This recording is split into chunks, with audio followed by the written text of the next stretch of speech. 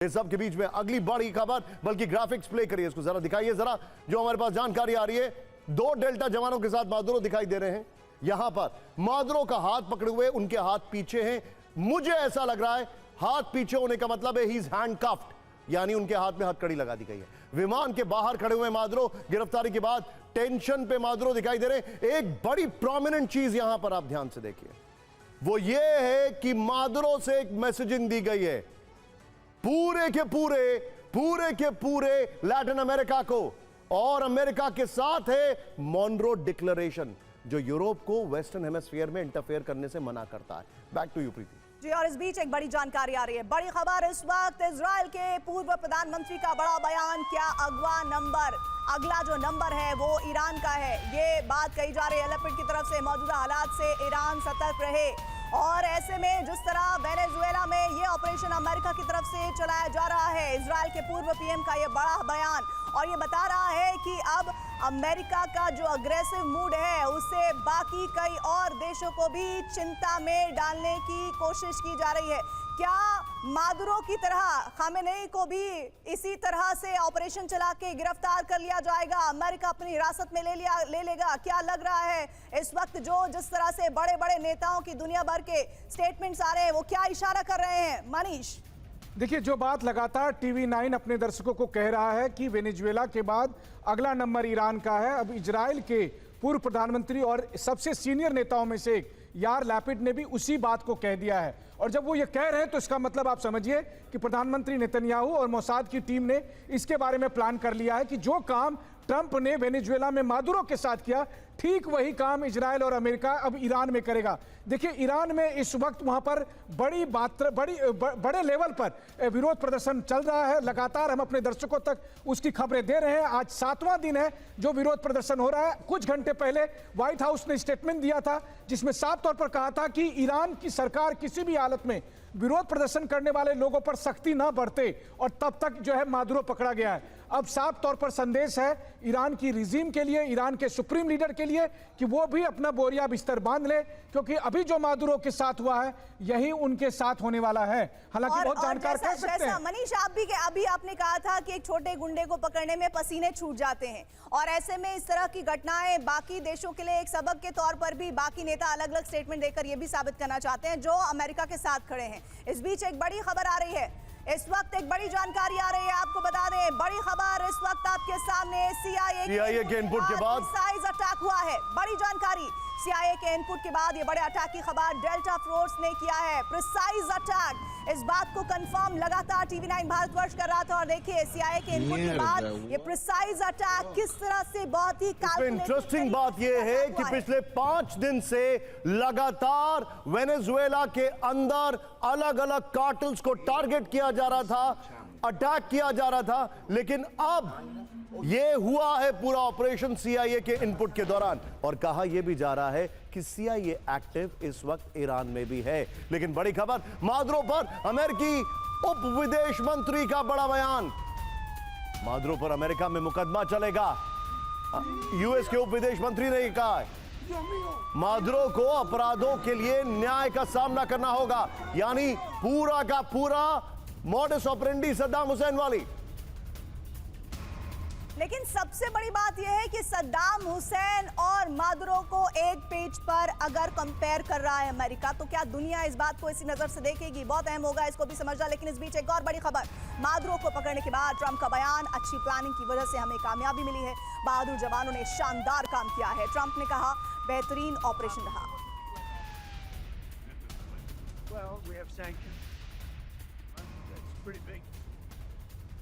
और इस सब के बीच में मादुरो को US की डेल्टा फोर्स ने पकड़ा। डेल्टा फोर्स, ब्रेक करिए जरा, दुनिया की सबसे खतरनाक पलटन में शामिल है डेल्टा फोर्स। डेल्टा फोर्स के हर ऑपरेशन को सीक्रेट रखा जाता है। यह बड़ी खबर, वेनेजुएला में चिनूक हेलीकॉप्टर से उतरी थी US की डेल्टा फोर्स।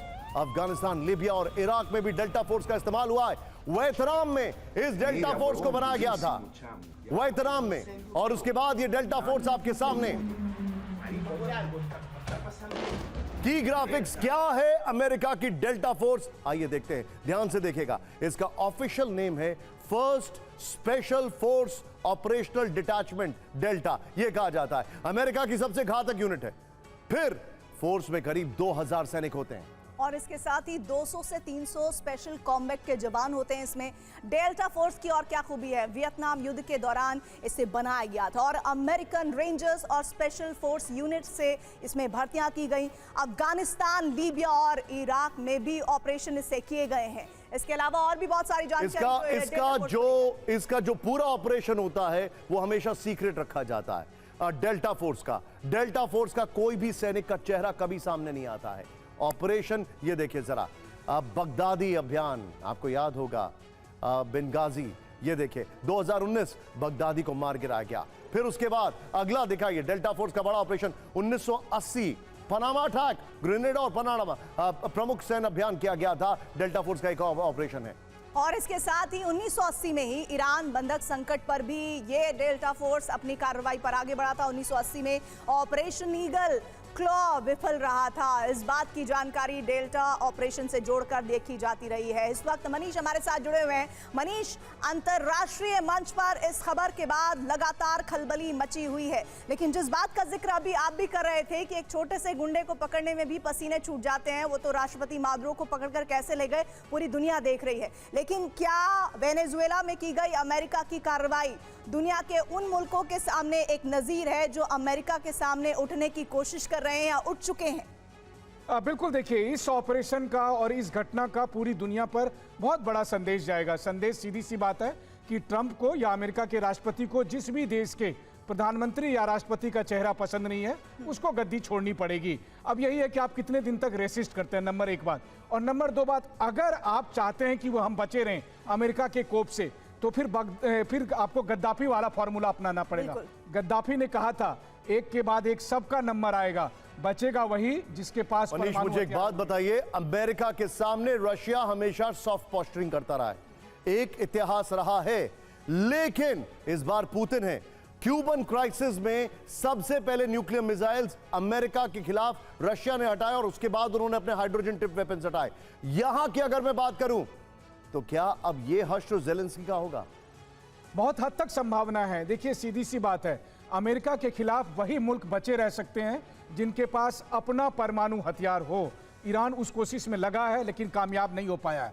जहां तक जेलेंस्की का सवाल है, आज मादुरो को पकड़ के ट्रंप ने पुतिन को वो लेजिटिमेसी दे दी कि अब पुतिन चाहें तो वो जेलेंस्की पर हमला कर सकते हैं, जेलेंस्की को मार सकते हैं या फिर जेलेंस्की के खिलाफ इसी तरह का कोई ऑपरेशन कर सकते हैं। और फिर उस वक्त अमेरिका या यूरोपीय देश कुछ नहीं बोल पाएंगे क्योंकि सबके अपने अपने इंटरेस्ट हैं। तो जाहिर है कि आज अमेरिका ने ये ऑपरेशन करके, हालांकि मैं ये मानता हूं कि अमेरिका के आज के ऑपरेशन में एक्शन भी है, डिसेप्शन भी है और प्रिसीजन भी है। एक्शन आपने देखा 2 घंटे में कैसे उन्होंने पकड़ लिया। प्रिसीजन यही कि बहुत कम बर्बादी हुई और सीधे सटीक जगह से उठाकर लेकर आए। लेकिन डिसेप्शन क्या? डिसेप्शन ये था कि मादुरो के साथ बातचीत में इंगेज रहे और वहां पर अमेरिकी डेलीगेशन थी। एक एक मूवमेंट मादुरो के बारे में, हर दिन मादुरो कहां सोते हैं, कहां बैठते हैं, कहां रहते हैं, उसकी सारी जानकारी थी। और इसीलिए अमेरिकी फोर्सेस को 2 घंटे के अंदर मादुरो को। लेकिन मनीष, यहां पे इंटरेस्टिंग बात ये, जिस तरीके से मादुरो के खिलाफ वेनेजुएला की आवाम है, खमने के खिलाफ आज ईरान की आवाम है। बड़ी खबर। और इस बीच एक बड़ी जानकारी आ रही है, वेनेजुएला के उपराष्ट्रपति का बयान, सरकार को मादुरो की जानकारी नहीं है, हमें मादुरो की जान की फिक्र सता रही है। उपराष्ट्रपति वेनेजुएला का कह रहे हैं मादुरो के जिंदा होने का सबूत दे अमेरिका। सबसे बड़ी बात यह कि यूगो चावेज के वक्त से जो रिश्ते अमेरिका के बिगड़े हुए हैं वेनेजुएला से, 2020 में भी कोशिश की गई कि मादुरो को सत्ता से बेदखल किया जाए, लेकिन आखिर साल 2026 में कामयाबी के पीछे क्या टाइमिंग भी कोई वजह है? यह भी एक सवाल जिस पर आगे चर्चा होगी।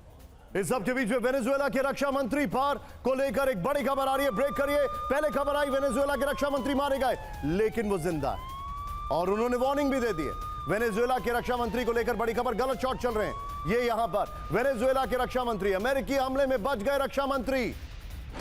ये देखिए जरा, बड़ी खबर, वीडियो जारी कर रक्षा मंत्री का ऐलान। जानकारी आ रही है रक्षा मंत्री ने खुद वार्निंग दे दी है, यानी कि ये वही रक्षा मंत्री हैं जो पिछली बार मादुरो के खिलाफ बगावत करने से रुक गए थे।